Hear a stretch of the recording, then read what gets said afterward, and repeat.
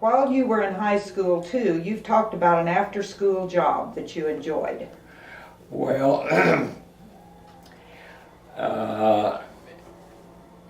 when I was a senior, my parents moved clear out of the neighborhood from the Atchison area, Atchison Community High School area, down to Harris, Kansas, which is 100 miles or so.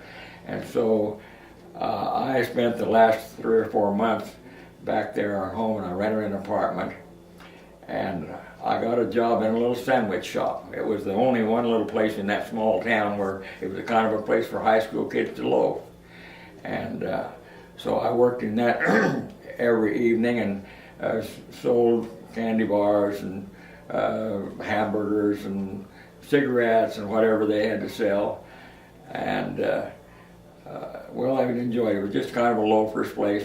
Usually everybody was ready to leave and go home, and I closed it up every night about 11 o'clock and cleaned the floor up and locked the door, and the next day I'd be back and do the same thing again. But I look back upon those experiences. I seem to, when I think of Effingham, Kansas, I kind of think of the days that I worked in this little sandwich shop. Well, and you fried a lot of hamburgers there. Oh, lots of hamburgers. Yeah. Yes.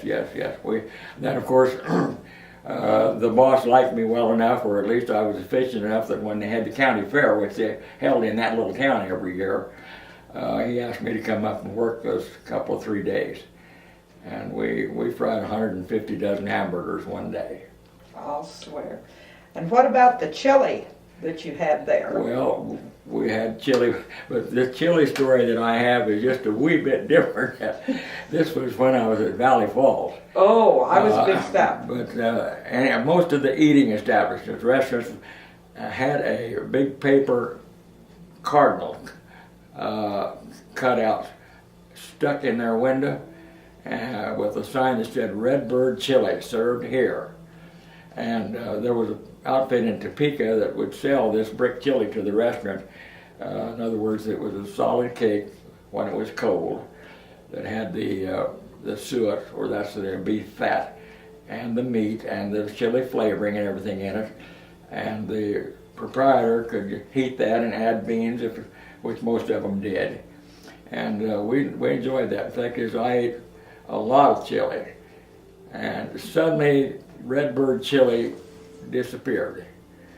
And after a little news being passed around, we found out that the Board of Health had decided that they couldn't sell Redbird chili because it was made from horse meat.